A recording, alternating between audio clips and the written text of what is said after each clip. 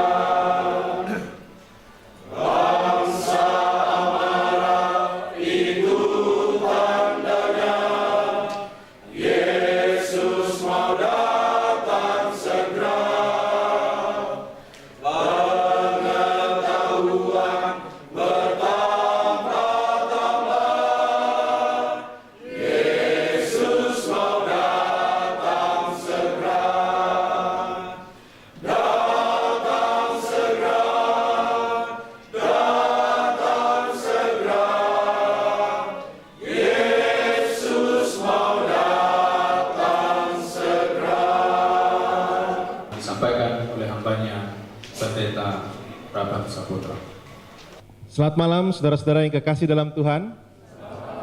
Senang bertemu dengan saudara-saudara pada malam hari ini. Berapa banyak di antara saudara-saudara juga yang senang bertemu dengan saya malam ini. Puji Tuhan. Saya melihat di sini Bapak Profesor Almosera. So, he's my professor. He taught me about spirit of prophecy. I took his classes. So, I owe him so much on this subject. So thank you for your coming this evening. And Pendeta Stompul, terima kasih. Kalau lihat Pendeta Stompul ini dari dulu sampai sekarang awet muda terus. Luar biasa. Ya, mukanya itu baby face terus dari dulu sampai hari ini. Puji Tuhan ya Pak.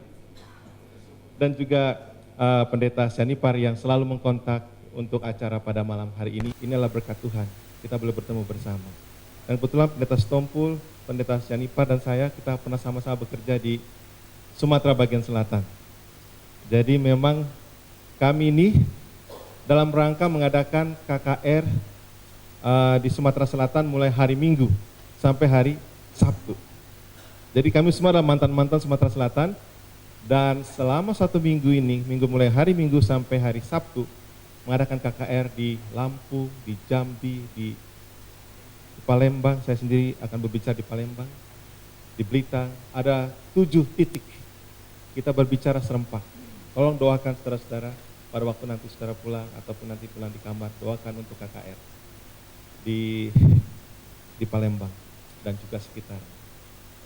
Dan kita juga lihat Pendeta Kartagi dan Ibu sama-sama dari Amerika, dan tenang karena kita punya beban yang sama sehubungan dengan apa yang terjadi. Nanti beliau juga bisa ceritakan apa yang terjadi di Amerika sehubungan dengan pelajaran yang akan saya sampaikan pada malam hari ini.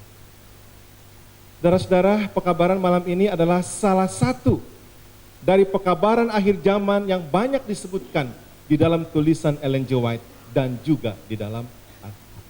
Itulah sebabnya saya hanya memberikan judul Jadi artinya kalau ya kita bisa bilang salah satu dari sekian banyak pekabaran akhir zaman di dalam Alkitab maupun di dalam tulisan Roh Nubuat. Dan salah satu yang dilihat oleh hamba Tuhan yang disampaikan kepada kita malam hari ini adalah bergerak maju menuju satu barisan. Bergerak maju menuju satu barisan. Ini adalah penglihatan yang dilihat oleh hamba Tuhan 100 lebih kurang 100 tahun yang lalu. Mohon maaf ya bahasa Inggris, namun kalau saudara mau mendapatkan bahan bahasa Indonesianya, mudah-mudahan besok saudara bisa dapatkan ya. Jadi saudara bisa pulang dalam bahasa Indonesianya. Dan juga besok ada pelajaran dalam bahasa Indonesia yang memang aslinya bahasa Inggris dan sudah diterjemahkan. Kalau ini memang belum sempat diterjemahkan, karena memang disesuaikan dengan pekabaran malam hari ini. Saudara-saudara, di tahun 100 tahun yang lalu hamba Tuhan telah melihat ada satu pergerakan besar, satu pergerakan revival yang bergerak di berbagai tempat. Dan umat-umat Tuhan bergerak maju dalam satu tujuan untuk menyambut pekabaran dari Allah. Saudaraku, Tuhan sedang berbicara kepada kita. Apakah kita menaruh perhatian terhadap suaranya? Ini satu pertanyaan. Apa rupanya yang terjadi sehingga Ellen White melihat dan bertanya seperti itu? Dia melihat di tahun 1913, lebih kurang 100 tahun yang lalu, dia melihat ada satu krisis yang terjadi di hadapannya, dan Tuhan memanggil umat-umatnya untuk bergerak maju di dalam satu barisan. Dan tentu kita ingin tahu, saudaraku, ada begitu banyak krisis di dunia ini, ya, ada begitu banyak, dan kita hanya bahas yang berkaitan dengan gereja Tuhan. Ekspresi ini haruslah dilihat di dalam satu konteks penampian. Saudara mengertikan kalau dibilang penampian? Jadi kalau dulu ya, petani-petani yang menyabit beras ya, padi. Maaf Pak, padi ya, bahasa Indonesia itu kalau masih ditanam namanya padi, kalau sudah dituai yang sudah itu namanya apa? Beras. Kalau sudah dimasak namanya apa? Nasi. Cuma kalau dalam bahasa Inggris semuanya sama, rice. Yang ditanam rice, yang dipetik rice, yang dimasak juga rice, semuanya sama, satu kata aja. Jadi pada waktu padi ya disabit kemudian ditampi ya saya masih ingat waktu masih kecil kalau beli beras di warung itu kadang-kadang masih ada batunya, bukan? Jadi saya masih ingat. Dan tentu kita tahu tujuannya, kenapa perlu apa? Ditampi. Jadi dalam konteks ada satu penampian yang akan merusak gereja Tuhan sebelum pintu kasihan itu tertutup. Dan ada banyak umat-umat Tuhan yang tidak setia meninggalkan gereja, tapi ada juga banyak yang bukan umat Tuhan yang menambut pekabaran masuk ke dalam gereja. Saudara, kita lihat di zaman kita sekarang. Pada waktu ada pergerakan ya di salah satu cabang, saudara-saudara, saya menjadi gembala sidang di Riverside, tapi saya ada 2 cabang yang saya adapt. Ya. Kalau di sana saudara-saudara cabangnya diadopsi. Kalau di sini kan cabang memang keluar lalu buat apa? Cabang. Kalau di sana ada umat-umat Tuhan yang nggak tahu gimana induknya, daripada dia berjalan sendiri, kita apa? Ayomi. Nah inilah salah satu cabang yang kita ayomi, yang menjadi cabang gereja kita adalah di salah satu di sana. Dan oleh karena adanya ajaran-ajaran yang tidak sesuai dengan Alkitab dan juga roh nubuat, nah, kita akan lihat akhirnya sebagian, nggak banyak gereja kita, anggota gereja kita apa? Ikut ajaran apa? Tersebut, tidak banyak. Kenapa? Nanti kita akan lihat. Kita lihat apa yang sedang terjadi di gereja kita. Saya melihat ini gereja, kalau saya baca ini saudara-saudara, ini artikel ini, ya ada satu artikel yang memang ditulis oleh ketua UNI di Texas Union. Jadi buku ini tulisan di depan ini saya dapatkan waktu saya sekolah di Ayas. Lalu saya lihat footnote-nya. Kemudian saya gali, lalu saya cari tahu, dan ternyata penulisnya adalah seorang ketua UNI di Texas. Ini di tahun 1980-an. Jadi saudara-saudara, ini tulisan ini, cerita ini tahun 80-an itu berarti berapa tahun yang lalu? 40 ya? 35 tahun yang lalu, lebih kurang lah 30-an tahun yang lalu. Ini terjadi. Jadi ketua UNI ini melihat apa yang terjadi di gereja kita. Lalu dia menulis. Yang pertama adalah golongan ekstrim kiri. Ekstrim artinya golongan yang paling kiri, Jadi boleh saya minta tolong Bapak Pendeta Hutauruk maju ke depan, anggap aja ekstrim paling kiri. Ini adalah golongan yang liberal, ekstrim paling kiri. Jadi kirinya kiri saya ya, saudara.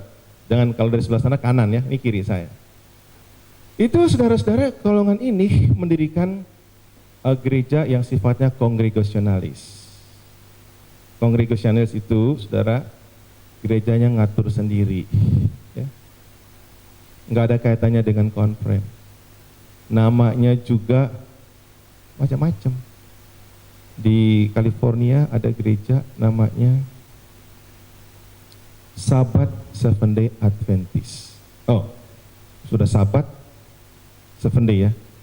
Ada yang seperti itu. Sabat Adventist Church, kayak gitulah.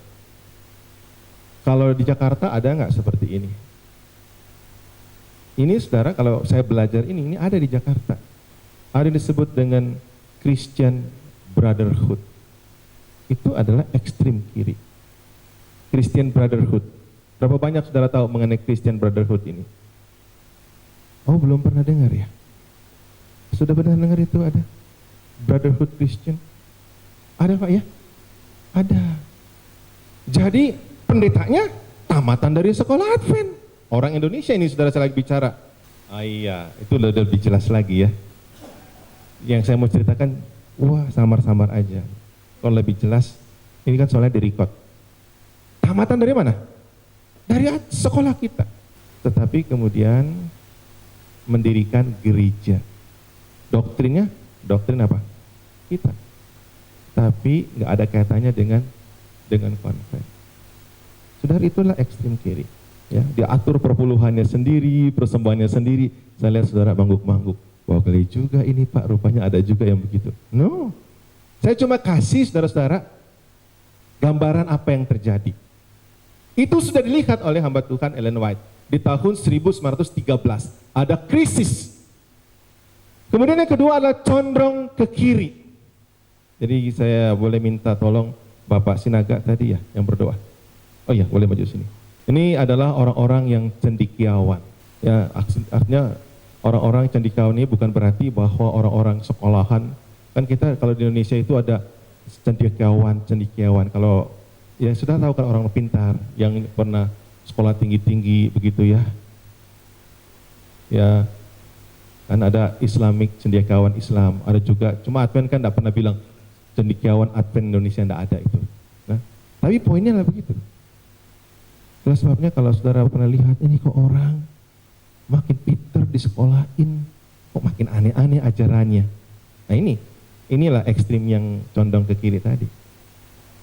Nah, gak usah sebutkanlah saudara, ya ada yang begitu. Di Indonesia ada nggak? Ada. Ya, pakai gelar doktor. Bukan, jangan langsung punya pikiran, wah kalau begitu yang gelar doktor hati-hati ya, jangan-jangan dia ini ekstrim apa? Ini pendeta Kartagini doktor ini, dia nanti, jangan langsung mencap begitu. Saya cuma mau cerita, ada, tapi tidak apa? Tidak semua.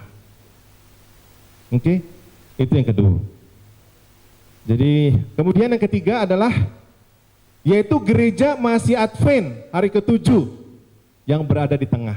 Nah, saya aja lah itu ya, gereja masih hari ke-7 di sini. Kemudian yang keempat adalah condong ke kanan. Sekarang condong ke kanan, boleh saya minta pendeta Jay untuk maju ke depan. Ini condong ke kanan kok. Nah, kalau condong ke kanan ini, saudara-saudara, dia adalah independent ministry. Contohnya, saudara-saudara, Hope International. Ini kenapa saya sebutkan Hope International, karena memang independent ministry Hope International ini yang paling besar. Ada banyak yang kecil-kecil, ya, ada banyak yang kecil-kecil, tapi ini yang paling besar. Ya, apakah ada di Indonesia? Ada? Oh, kok langsung banyak? Apa buktinya? Ada, mana buktinya? Hah? Salah satu majalah yang dikeluarkan oleh Hope International ini adalah Our Firm Foundation. Jadi kalau saudara-saudara menerima majalah tersebut, kalau baca, wah bagus ini, wah enak bacanya ini. Coba bahasa Inggris, bukan bahasa Indonesia. Jadi kalau yang ngerti bahasa Inggris, apa ini, nggak ngerti, dibuang. Tapi kalau orang yang ngerti bahasa Inggris, dia baca, oh iya ya, oh iya ya, oh iya ya, oh iya ya. Akhirnya iya, makin lama makin apa? Condong ke kanan, nggak lagi di tengah. Kalau gereja Advent kan di tengah, ini mulai apa? Miringnya ke kanan. Kalau tadi ada yang miring ke kiri, ini miring ke kanan. Saya, saudara-saudara, waktu saya masih di UNAI, itu berarti tahun 80-an. Ya, saya tamat tahun 89. Lalu saya ada ikut ekstensi program. Ya, ekstensi program itu kalau dulu bilangnya KKN. KKN itu bukan kolusi dan nepotisme. Kuliah kerja nyata 6 bulan sebelum menjadi pendeta. Sekolah 2 tahun, kemudian ekstensif 6 bulan, diperhatikan apa memang bisa apa enggak, dievaluasi. Kalau cocok diteruskan, kasih evaluasi, boleh jadi pendeta. Nah, waktu saya sedang ikut ekstensif 6 bulan tersebut, saya dilihat-lihat hadir di mana, di gereja, kemudian sampai tuh buku Our Firm Foundation ke tangan saya, saudara, sampai. Nggak usahlah saya cerita ya di mana ya, sampai ke tangan saya. Wah, lalu saya dengar, waduh, bagus ajarannya. Saya kan namanya masih kuliah. Waduh, luar biasa ini. Masuk semua saudaraku, masuk semua itu pelajaran ke pikiran saya. Sudah 6 bulan di training di situ, masuklah saya lolos. Lalu saya pergi ke UNAI, melanjutkan lagi 2 tahun. Loh, kok dosen saya ngajarnya lain ya dengan apa yang saya dengar dari orang itu ya? Kok lain ya? Loh, kok bisa begini? Udah, akhirnya waktu itu saya ingat ambil kelas, Kristologi kelas. Saya membuat satu paper, lalu teman saya membuat paper yang berbeda. Kemanusiaan Yesus itu sebelum Adam jatuh ke dalam dosa atau sesudah Adam jatuh ke dalam dosa. Saudara, kalau sudah sampai ke situ kayaknya terlalu ini ya. Akhirnya kita buat paper yang berbeda. Saya yang ini, yang itu. Akhirnya saudara, setelah selesai buat paper, saya sakit, kena cacar air. Teman saya juga, pendeta Roni Wenas, dia baik sama saya, dikira saya baru sembuh dari sakit cacar, kemudian dia salam saya, aduh baru sakit ya. Dia juga kena cacar air sama-sama saya. Lalu saya mulai, tamat, saya bekerja di Palembang. Saya baca buku 27 Fundamental Doctrine. Salah satunya adalah nomor 4 mengenai kemanusiaan Yesus. Saya baca, bukan begini. Walau kan, waktu itu pendeta Sugistorus, kita sama-sama tamat satu perguruan. Saya begini, nah mesti begini. Akhirnya udah kita di kantor konferen itu berbeda pendapat, argumentasi. Bayangkan saudaraku, benih yang tertanam itu 2 tahun sebelum saya tamat dan setelah 5 tahun saya tamat, saya masih ada. Puji Tuhan, Tuhan buka jalan, saya sekolah dan saya ambil kelas Dr. Almosera. I don't know if Dr. Almosera still remember, that was a development of SDA theology. And I make 2 papers on his classes. And I search by myself. Saya meriset sendiri mengenai doktrin ini. Saya ambil dari yang satu sini, yang satu sini. Inilah bedanya saudaraku. Kalau riset, kalau nggak riset, kalau ngejiplak itu, apalagi kalau dapat buku, plak satu buku, dibaca cuma buku itu. Oh iya, setuju dengan itu. Padahal kalau dibaca yang lain, belum tentu setuju. Lalu saya baca di sini, oh beda ya. Oh, bagaimana? Dipelajari persamaannya, dibaca perbedaannya. Puji Tuhan. Kalau tadinya saya miring-miring ke kanan, saudaraku, kalau jalan juga miring-miring begini. Sekarang sudah mulai lurus. Sekarang saya kalau jalan lurus, saudara. Pikiran saya juga kalau mengenai doktrin, lurus. Kalau dulu sempat miring ke kanan sedikit. Cuma tidak ada yang tahu. Tidak ada yang tahu. Sekarang saya terus tahu, saudara. Ini pendeta dari mana? Oh, dia bicara mengenai itu. Terus saya tahu, oke, saya sudah pernah di situ. Miring-miring sedikit. Jadi ada juga kadang lihat miring ke kiri. Kayak tadi pendeta di Jakarta itu yang saya ceritakan Brotherhood, dia itu miringnya ke kiri. Bukan cuma kiri lagi, sangat ekstrim ke kiri. Ada seperti itu. Dan Ellen White sudah melihat 100 tahun yang lalu. Kemudian yang terakhir, boleh saya minta Bapak, siapa lagi yang saya nggak mau sebut Bapak. Ada satu lagi Bapak Pendeta, siapa? Bapak Pendeta ini. Yang paling kanan. Yang paling kanan itu adalah offshoot. Ya, kalau pernah dengar Davidian. Ini menarik sekali mengenai Davidian ini. Ya. Lalu ada juga SDA Reform. Jadi itu ada organisasinya, saudara-saudara. Jadi ada Reform Seventh-day Adventist. Sudah pernah lihat itu di Indonesia? Ada itu? Ada. Lalu ada kalau Reform Seventh-day Adventist, jelas-jelas gerejanya juga besar-besar di Amerika itu ada, saudaraku. General Conference SDA Reform, lihat besar. Lalu Davidian. Davidian apa ada di gereja Advent di Indonesia sekarang? Ada. Saudara-saudara, ini kalau mengenai Davidian ya, itu kan pendirinya Victor Hotef tahun 30-an. Dia sudah meninggal, saudaraku. Kemudian digantiin oleh istrinya. Nah, nomor 1, istrinya itu sendiri nggak setuju dengan ajaran daripada Victor Hotef, secara khusus mengenai The Shepherd Road, ajaran itu. Lalu dia ban itu, dia punya grupnya. Itulah saudara, walaupun istrinya di tahun 69 setuju, lalu dia ban itu grupnya, tapi pengikut-pengikutnya itu kan berceceran. Pengikut-pengikutnya inilah yang berkeliaran ke sana sini. Dan salah satunya kalau sudah pernah dengar David Torres, ya itu kan namanya aslinya itu dia anggota gereja di Texas, namanya Vernon Howell. Ini tahun ya. Lalu dia rubah nama David Torres. Kenapa dia mesti pakai rubah jadi David Torres? Oleh karena ajaran daripada Victor Hotef itu percaya bahwa kegenapan mesianis itu ada sama mereka. Sebabnya pakai nama David. Lalu berkaitan juga dengan 144.000 yang literate dan sebagainya. Dan kalau metodenya sering dia munculnya itu di kelas sekolah sahabat, ya pribadi-pribadi. Di situ munculnya di situ karena memang Victor Hotef cara pendekatannya itu di kelas sekolah sahabat, diskusinya itu di kelas sekolah sahabat. Nah, saudara-saudara, karena itu mereka kemudian mendaftarkan diri di Amerika itu, saudara-saudara kalau mendirikan cabang-cabang gereja itu gampang, daftar aja di county, ya kayak di pemerintahan, daftar dikasih nomor, lalu bisa Davidian Seventh-day Adventism. Lalu kemudian kalau nanti juga saudara pernah dengar Gampang aja, kalau di Amerika tuh gampang sekali mendaftar menjadi lembaga keagamaan. Gampang sekali. Jadi saudara-saudara, dividen itulah ekstrim kanan. Nah sekarang begini, sering saudara lihat tuduhan yang dibilang, kalau saudara lihat di sana ya, SDA Church itu kita. SDA Church ini kita di tengah. Lalu sebelah kiri, Liberal Theologian, Congregational Church, Independent Ministry, Offshoot. Kalau gereja kita itu kayak apa? Kalau gereja kita itu sistemnya adalah sistem perwakilan, ya, sistem perwakilan. Lalu memelihara doktrin kita itu persatuan doktrin. Misi kita adalah world evangelisasi ke seluruh dunia. Pekabaran kita adalah 28 doktrin. Saudara, kalau gereja kita sekarang 28, yang lalu 27 berkembang.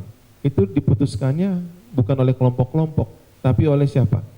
Oleh umat-umat Tuhan di General Conference yang 5 tahun sekali ada rapatnya. Jadi ini gereja kita. Lalu ada juga ajaran mengenai pendidikan, vegetarian. Saudara, di gereja kita walaupun tidak vegetarian, tetap bisa menjadi anggota gereja Masen Hari ke-7, bukan? Tapi kalau Advent Reform, kalau mau jadi anggota Advent Reform mesti apa? Vegetarian. Itu termasuk di dia punya sumpah baptisannya. Jadi kalau kita kan enggak. Kenapa kita enggak? Karena kita mengajarkan ada yang disebut ajaran makanan sehat, makanan yang tidak sehat. Maksudnya makanan haram, makanan yang halal. Halal itu boleh kita makan. Alkitab kan bilang begitu toh, halal boleh kita makan. Kemudian yang kedua, ada yang lacto-ovo vegetarian, ada yang ovo vegetarian, ada yang pure vegetarian. Kan begitu. Kenapa begitu? Oleh karena gereja kita sifatnya mendunia. Ada tempat-tempat tertentu di dunia ini orang nggak bisa hidup kalau hanya vegetarian. Ada kekurangan zat tertentu. Makanya gereja kita mengajarkan, boleh kalau vegetarian makan apa? Telur. Boleh vegetarian makan apa? Makan susu. Daripada vegetarian lalu ada bagian-bagian tertentu yang tidak terkena di dalam hidupnya terobati, ya tak kena, akhirnya dia sakit untuk apa? Kan Tuhan tidak mau seperti itu. Dan Ellen White sendiri progresif di dalam kehidupannya untuk menjadi vegetarian. Jadi mereka adalah bagian daripada gereja Masehatun hari ke-7. Ya. Lalu kita juga ada other institution yang mendukung gereja.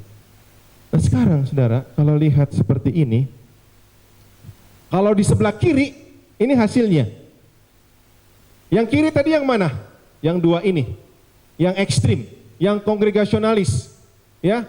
Saya contoh gereja Christian Brotherhood itu kongregasionalis. Kemudian di Amerika juga ada gereja Saturday Church itu kongregasionalis. Banyak seperti itu di Amerika. Kemudian di sini adalah yang kaum cendekiawan. Yang cendekiawannya adalah miring ke kiri. Enggak semua cendekiawan miring, saudara, tapi ada cendekiawan yang miring. Yang mengajarkan berbeda. Mereka akan menjadi anti leadership. Enggak suka dengan pemimpin di organisasi kita. Enggak suka organisasi. Yang ketiga, anti-evangelism. Kritik terus mengenai evangelism. Kenapa? Karena kita punya misi gereja kita evangelism. Dahali datang yang sebelah kiri tadi ini. Ngapain evangelism? Banyak masuk pintu depan, keluar pintu belakang. Keluar uang banyak-banyak, berapa yang dibaptis? Saudara-saudara, dosen misiologi saya bilang begini.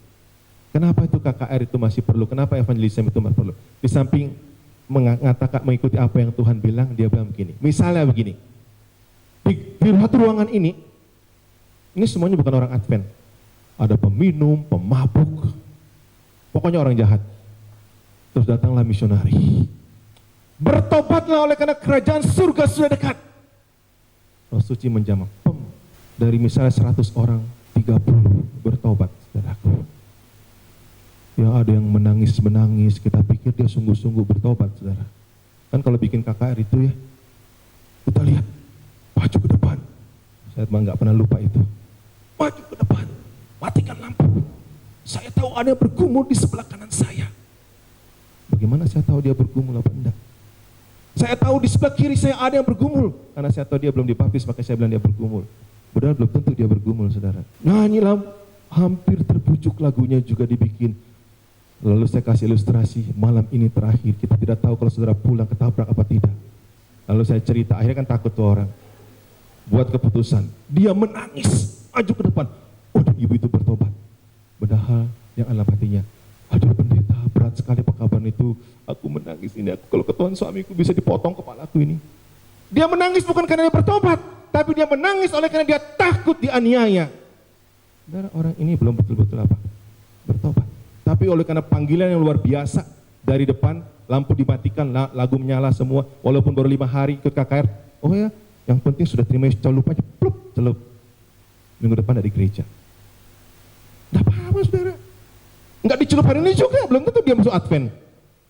30 orang, 10 yang setia kepada Tuhan. Coba kalau saudara nggak buat apa-apa, apa ada yang 10? Make sense? Betul dong? Ngerti maksudnya? Ada 100 orang, buat KKR, 30 bertobat, hanya 10 yang setia. Mana lebih bagus? Nggak buat KKR. Tetap KKR lebih bagus. Jadi jangan kritik-kritik, buang uang banyak. No.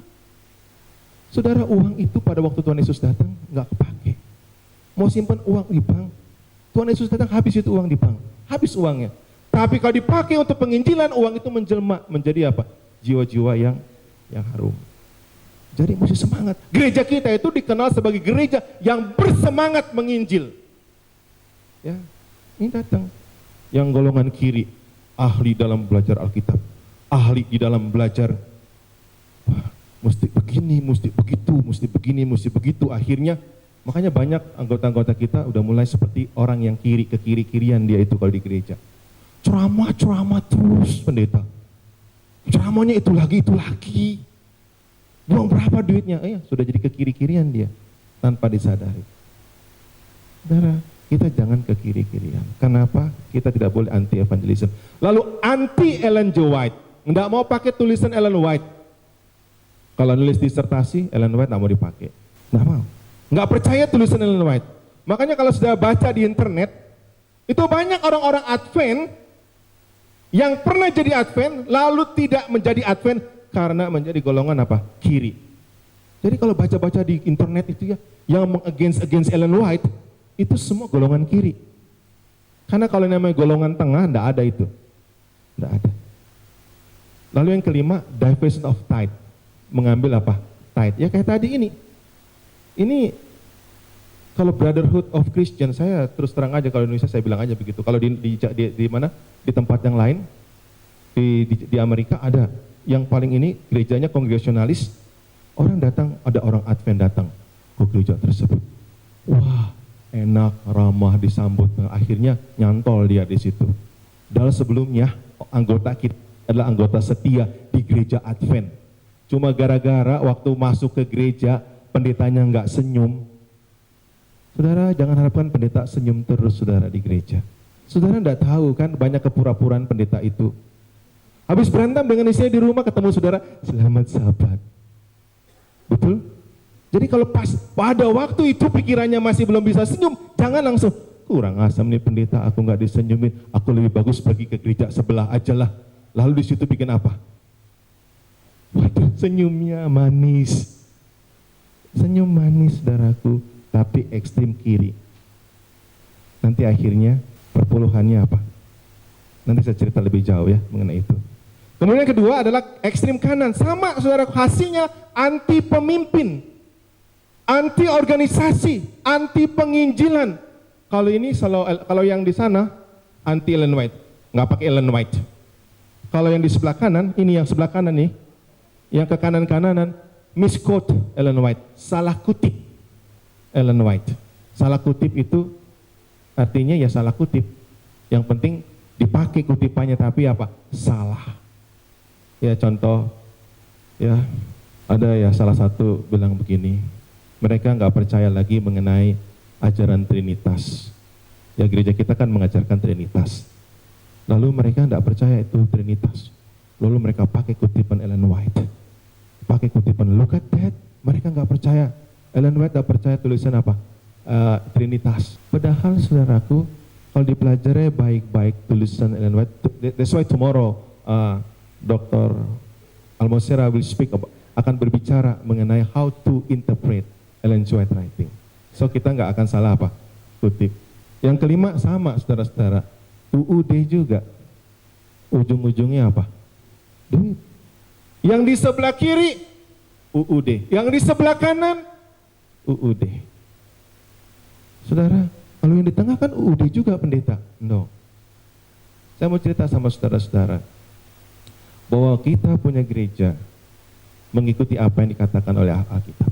Kalau kita berbicara mengenai perpuluhan atau bicara persembahan, itu kita bukan untuk merogoh kantong saudara, tapi kita sedang berbicara kesetiaan kepada Tuhan. Dan kesetiaan itu kita sendiri yang akan mendapatkan apa? Berkat dari siapa? Dari Tuhan. Jadi untuk kebaikan kita semua. Jadi sekarang begini, sekarang saudaraku, gereja ini umat Tuhan, yang sebelah kanan, umat Tuhan, tapi miring ke kanan dia. Di sini umat Tuhan, tapi miring ke kiri. Itulah sebabnya saudara-saudara, gereja kita itu berusaha untuk merangkul orang yang dari kanan supaya apa? Ke tengah. Yang dari kiri supaya apa? Ke tengah. Ini bagus saudaraku, saya tarik dia langsung narik, dia langsung ikut. Ada orang biar saya tarik juga malah saya yang ditarik. Jadi ke kiri. Bisa begitu? Bisa. Jadi kalau saya, saudara-saudara sudah ngajak dia Davidian, ayo kembali. Enggak mau. Malah saudara, ayolah kita kalau begitu sama-sama ke kanan. Berarti saudara enggak kuat. Berarti saudara enggak kuat. Masa ikut-ikut Davidian ke kanan? Atau ikut independent ministry? Ayolah kita sama-sama lah. Emang betul itu, apa yang kamu bilang itu betul. Lihatlah organisasi itu. Iya, saya senang sekali dibuat tempat ini murah, saudara, 500.000, murah sekali di sini. Makan, tidur enak sekali di sini katanya ya. Tapi saudara, ayolah saya senang sekali. Bahaya bukan? Tapi sebagai gereja kita mau merangkul yang di sebelah kanan. Nah saudara, ini fanatik saudaraku. Ini fanatik banget ini.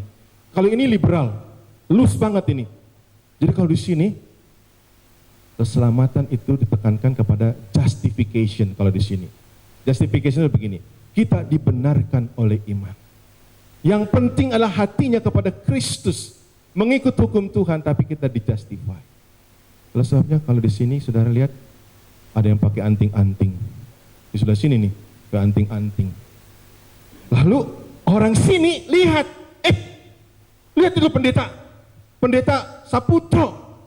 Ada anggota yang datang ke gerejanya pakai anting. Dilihat oleh yang sebelah kanan, ini ekstrim. Semuanya Ellen G. White, tidak boleh pakai anting. Lihatlah itu. Memang gereja itu sudah penuh dengan anting-anting. Dan anting-anting itu lambang daripada kebabilonan. Dan gereja sudah jadi kayak Babilon. Kenapa? Karena dilihat saya merangkul. Saya lihat saya merangkul. Jalan sama-sama dengan orang yang pakai anting. Atau yang lain adalah enggak vegetarian dia ini kan. Masih makan apa? Udang. Kalau udang bukan Advent ya. Masih makan apa? Ya, masih makan daging. Kalau masih makan ayam. Waduh. Ya toh, lihat sama yang sebelah sini. Lihatlah itu pendeta Saputro makan daging sama-sama dengan pendeta Sinaga. Sama-sama. Padahal dia tidak tahu pergumulan dari pendeta Sinaga dan pendeta Saputro.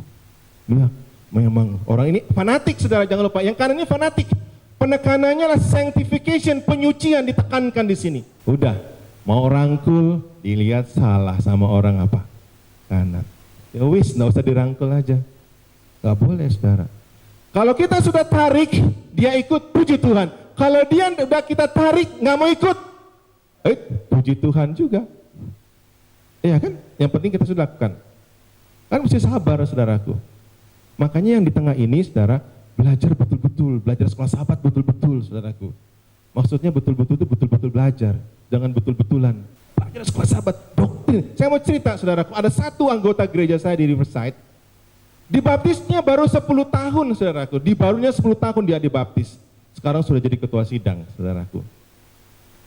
Tapi kalau soal pengetahuan Alkitab, waduh banyak saudaraku. Banyak pengetahuan Alkitabnya. Karena memang belajar, pendetanya kasih belajar, kemudian dia baca. Saudara tahu apa yang dia baca? Tulisan daripada Ellen White writing. Itu Alpha and Omega, itu ada di rumahnya. Dalam bahasa Inggris. Dan dia kalau sekolah sahabat udah paling rajin saudaraku baca sekolah sahabat. Dan di Amerika itu ada suplemen sekolah sahabat, dia baca. Jadi kalau ketemu dia memang bisa menerangkan Alkitab dengan membaca tulisan Ellen White. Ada orang Advent sudah 30 tahun, Pak Pendeta, saya kok nggak ngerti-ngerti ya, putra sekolah sahabat sudah 30 tahun jadi anggota Advent saudaraku. Kenapa kok udah 30 tahun masih nggak ngerti-ngerti? Nanti kita akan lihat kenapa. Nanti kalau saudara lupa, kalau saya lupa, saudara tanya ya. Karena saya kadang-kadang ngomong suka lupa, nggak nyambungnya ke situ lagi. Saudara tanya, kenapa kok saya nggak ngerti-ngerti belajar sekolah sahabat sudah 30 tahun jadi anggota Advent? Sedangkan orang ini baru 10 tahun sudah hafal. Belajar rajin. Jadi kalau saudara jadi Advent itu mesti sungguh-sungguh belajar Alkitab. Supaya kalau ditarik sama yang sebelah kiri, kita bisa jawab, jangan begitu. Alkitab bilang apa? Sudah. Lalu gereja juga mau merangkul yang di kanan. Bung, jangan terlalu ekstrim. Kita juga ngerti kok vegetarian diajarkan itu, ada di Alkitab diajarkan. Tapi jangan terlalu ekstrim. Ada dia punya progresifnya, ada dia punya pengetahuannya. Dengan pertolongan Tuhan kita ke sana. Tapi dia bilang, dari dulu bilangnya pertolongan Tuhan, udah 10 tahun pertolongan Tuhan, tetap aja enggak katanya. Kan begitu, memang orang Advent juga yang di tengah ini pinter kalau cari excuse, saudaraku. Nah dia suka sekali, cuma mulutnya manis aja. Jadi karena dia bergaul merangkul di sini, lalu ini, lihat, waduh gereja Advent kok sekarang sudah jadi ekstrim banget ya. Kenapa? Karena yang saya rangkul ini apa? Yang ekstrim kanan tadi, yang independen tadi. Wah, kok dia lihat dari sebelah sana, lihat. Dia aku nggak percaya tulisan Ellen White. Kenapa? Karena yang ekstrim ini sedikit-sedikit Ellen White, sedikit-sedikit Ellen White, sedikit-sedikit Ellen White. Kalau khotbah Ellen White, ayatnya cuma 1, kutipannya 100, saudaraku. Ya kan? Ini kalau yang di situ begitu, udah gitu salah lagi ngutipnya. Yang penting cocok buat dia.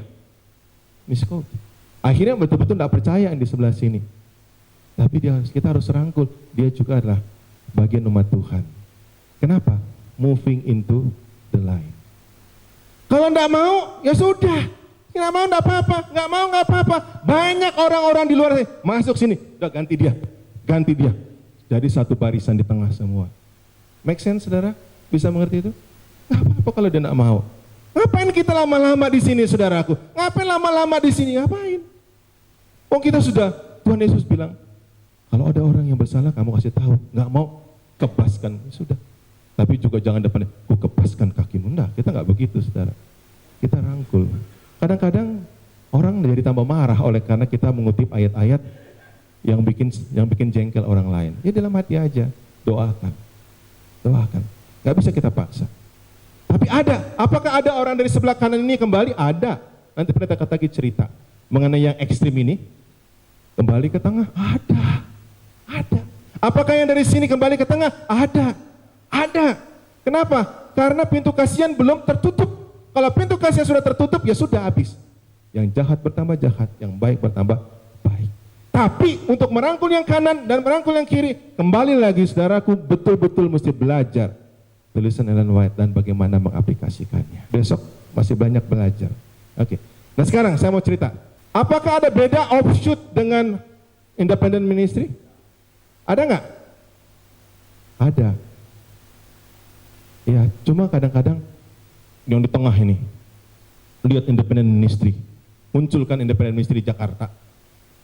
Wah, Davidian dia. Padahal ini Davidian atau apa nih? Dia Davidian enggak? Ini independent ministry muncul, namanya macam-macam. Saudara tahu di Amerika, itu ada lebih kurang 800 independent ministry. 800 independent ministry. Kalau dikumpul-kumpul bisa satu konven, saudaraku. Uang yang dikumpulkan oleh independent ministry itu. Di Indonesia pun, kalau kita tidak hati-hati, saudaraku, itu bisa uangnya kecedok semua ke sana. Pendeta ngajarin capek-capek, ini orang enak aja. Kanan dong, kanan. Atau kiri. Nggak mau cari yang di luar sana, yang belum jadi Advent. Carinya yang di tengah, suruh ke kanan atau ke kiri. Make sense, saudara?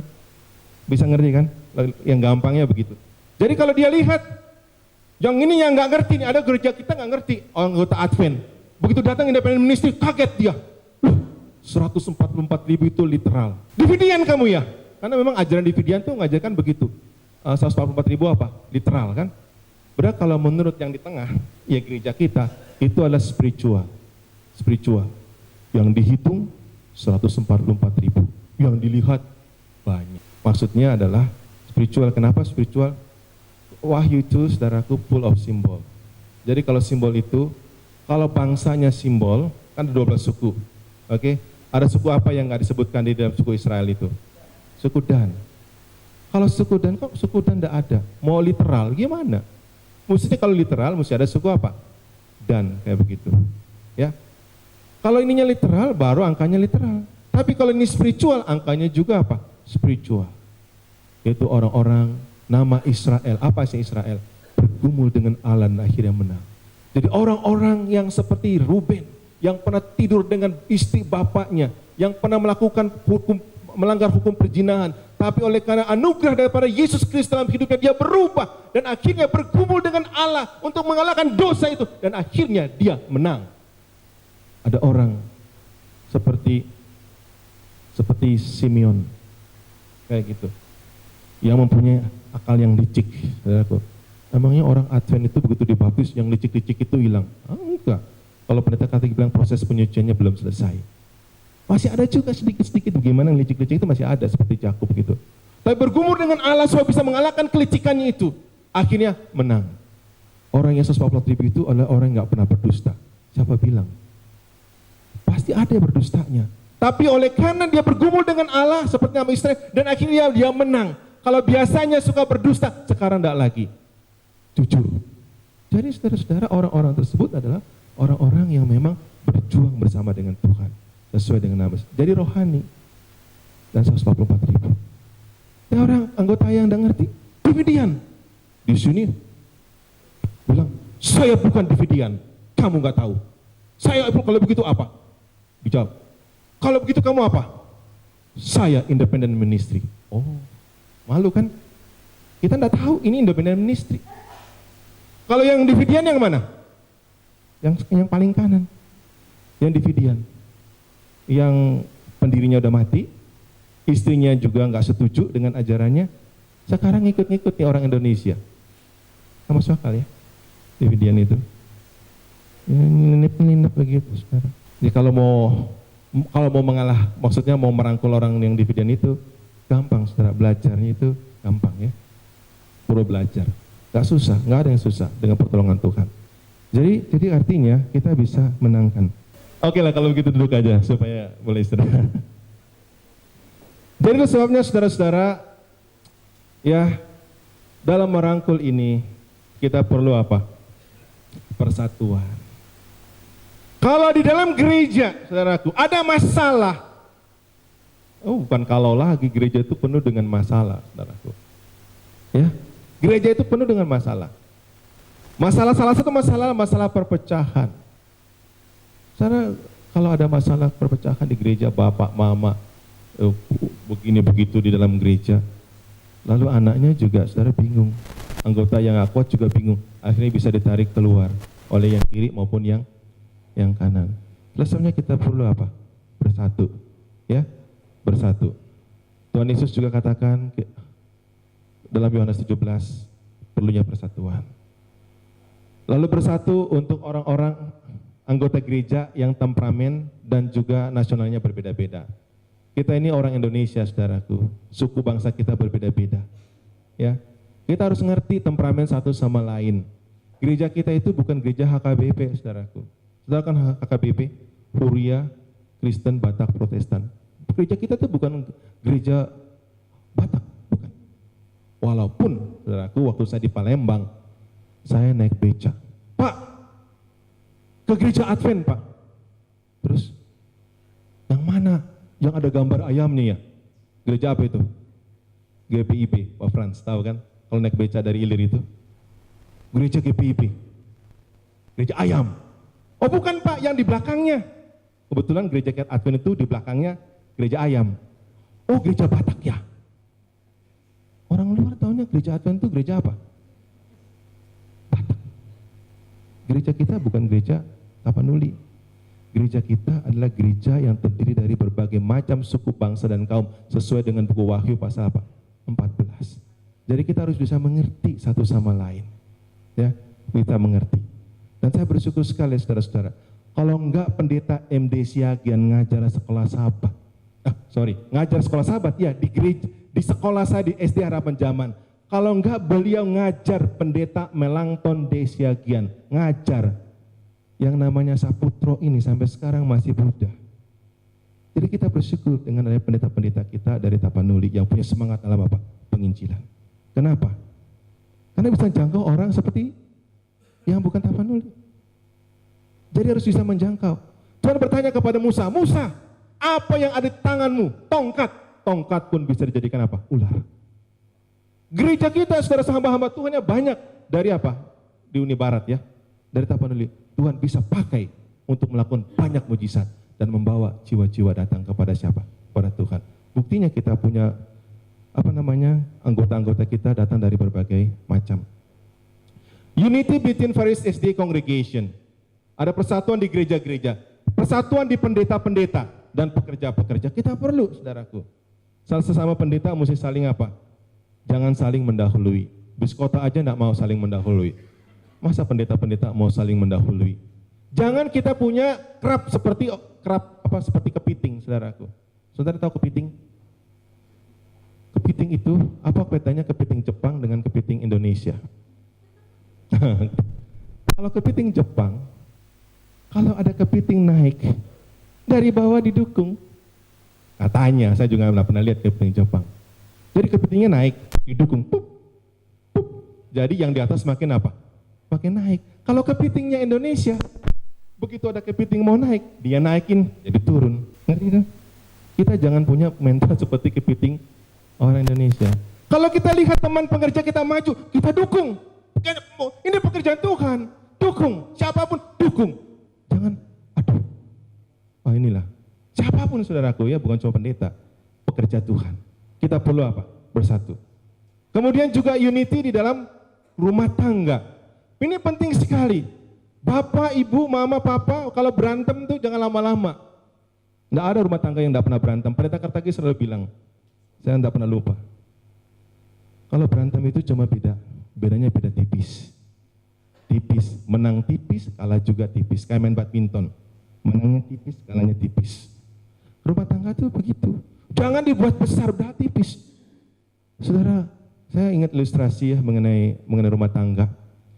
Ya, Pendeta Kartagi. Ini anggap aja Pendeta Kartagi ini wanita ya. Soalnya dia pakai pria dan wanita. Anggap aja. Dalam rumah tangga, saudaraku, ini adalah istri. Maaf ya, ini bukan gay, saudaraku ya. Maaf. Saya suami. Setan itu berusaha di tengah. Jadi kalau setan udah di tengah, yang keluar dari saya adalah setan kau. Kau juga setan. Kenapa? Karena setan ada di mana? Di tengah, tapi kita harus usir setannya. Kita adalah suami istri yang setia kepada Tuhan. Jadi nggak kelihatan setannya. Jadi jangan lama-lama. Makanya Tuhan bilang kalau suami istri itu marah, matahari jangan apa? Terbenam. Kenapa? Karena kalau udah terbenam, setannya di tengah. Anak-anak lihat, mama jadi setan, papa jadi setan. Kita juga anak-anaknya setan lah. Akhirnya dia keliling-keliling, saudara nggak mau ke gereja. Akhirnya nyesal siapa? Padahal masalahnya kecil, bedanya tipis. Menangnya juga tipis. Ngapain kita lama-lama berantem? Sampai berhari-hari. Kalau baru menikah nggak apa-apa lah 1-2 hari. Sudah 30 tahun. Anak sudah besar. Itu pun tidak boleh sebetulnya. Kemudian ini adalah setan. Ini menarik sekali saudaraku. Setan di akhir zaman menyerang. Ini kalau serangan dari luar, mereka mengajarkan bahwa hukum keempat itu sudah dipalangkan di kayu salib. Diganti dengan apa? Hukum hari Minggu. Wah itu banyak sekali saudara-saudara kita di luar. Ini yang kedua yang saya bilang. To deceive, menipu sahabat kiper saudara-saudara ini dengan keduniawian, dengan nafsu dan kesombongan termasuk indulgence of appetite, nggak bisa menahan selera yang bikin confuse pikiran dan membuat uang lebih penting daripada pembangunan gereja Kristus. Contohnya begini, kita kan hari Sabat, saudaraku, siapa sih di sini yang nggak ingat hari Sabat, hari Tuhan? Remember to keep the Sabbath holy. Saudaraku, setan bilang begini, it's okay, you keep the Sabbath holy, it's okay. Enggak kerja hari Sabat bagus, enggak kerja, enggak apa-apa, enggak kerja. Sucikan Sabat, iya enggak apa-apa. Nanti dijempotlak. Saudara tahu apa yang terjadi jempotlak?